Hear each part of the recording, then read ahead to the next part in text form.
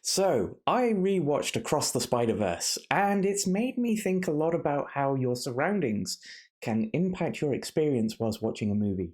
My review of the movie was essentially harsh, and I feel bad about that. And it takes a long time to reach what the trailer promises. What a jerk. He has no idea what he's talking about, and he looks stupid too. In the comfort of my own home, the movie was great fun, from start to finish. But as I hinted in my review, it was a little coloured by the experience I had and the people I was around. Because of my reflecting on that experience, I thought I'd make a video about the do's and don'ts of a good cinema experience. The pandemic, or the popularisation of clips like this,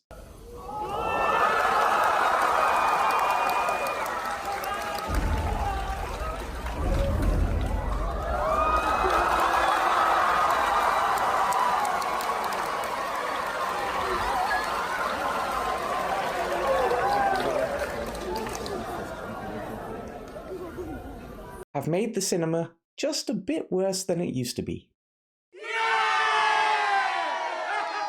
Your ticket is for one seat, and unless there are empty seats next to you, you get one armrest, one seat, and the room in front of you for your legs.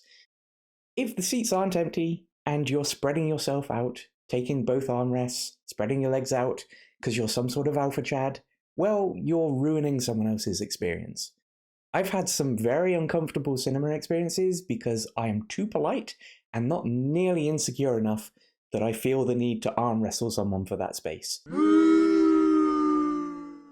Cinema seats are often installed as a single unit. What that means is, even if the seat in front of you is empty, if you kick the back of that seat, whoever is in the row will feel it. And if someone is in front of you, I shouldn't have to tell you to respect the person sat in front of you.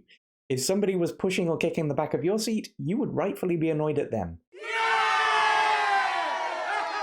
Look, I don't personally get the connection that some people have between their mouth and their eyes and ears.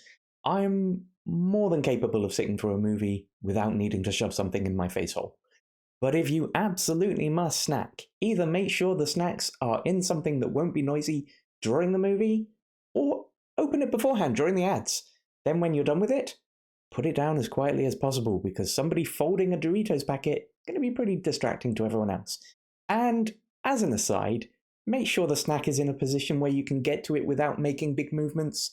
Part of the issue I had during Spider-Man was that the kid next to me had their popcorn between their legs. And not only were they a mouth-open chewer, they would dramatically lean forward every 30 seconds to grab a handful. Clean up after yourself. It's not hard.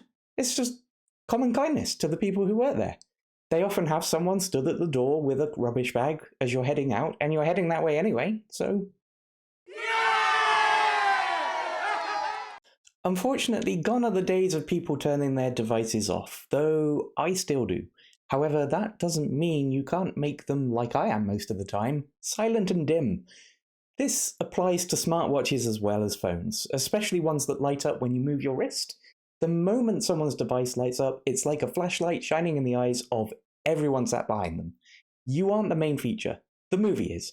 If you absolutely must use your phone, I would suggest you leave the screen, or at least go to the little corridor that connects to the lobby. Then you want a beacon to everyone else. People are there to watch a movie. If you and your friends want to have a natter, go somewhere else. The cinema is not a place for conversations, even if you're whispering. It's likely you're disturbing someone. I'm sure you can all stand to wait 2 hours before discussing your neighbour's new extension. Also, for youngsters, it's a pretty terrible place for a first date. Sitting in a dark, silent room with someone you don't really know that well, consciously wondering if they're enjoying the film you've brought them to. I speak from experience. Go to a theme park or a zoo instead. I mean, come on. Seriously. The place already stinks of nachos and vinegary salsa. Keep the dogs housed. I get it. I love movies. It's exciting to exit the theatre with your friends and start talking about what you've just seen. But hold on to those thoughts. Oddly, there's a higher than 0% chance that other people in the lobby could be going to see the same film that you've just seen, especially if it's a big blockbuster that has multiple screens going throughout the day. So zip it, just for a bit. I choose when I go to the cinema pretty tactically to try and ensure that I will have the quietest screen possible. However, for big things like Spider-Verse, that's pretty tricky, nigh on impossible, and can lead to being around these things called small humans. I have no problem with the things until they become a distraction. Once, maybe twice, I can forgive a little bit of a distraction, but if your child is literally running around, being loud, complaining in a screen that is not specific to parents and kids, it's time to go. These days, booking or being given specific seats is standard practice in main cinema chains. Don't ignore that. It's rude. You want a specific seat, you book it first or you ask for it at the ticket stand. Just taking it puts some other poor soul in a difficult position of having to approach you or to pick a random seat and hope that someone doesn't have the same issue with them. And if they do approach you and you turn out to be a dick and not move when approached, it might not be a simple swap. If they have a different number of people or they have some reason they need that seat, why should they swap?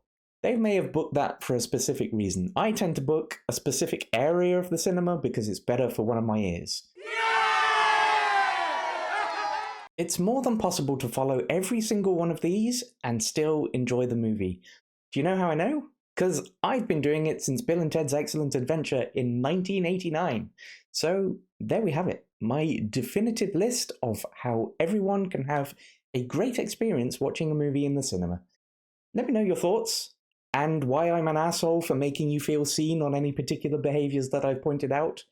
And as per usual, all that likey, subscribey nonsense would be greatly appreciated. Thanks for watching.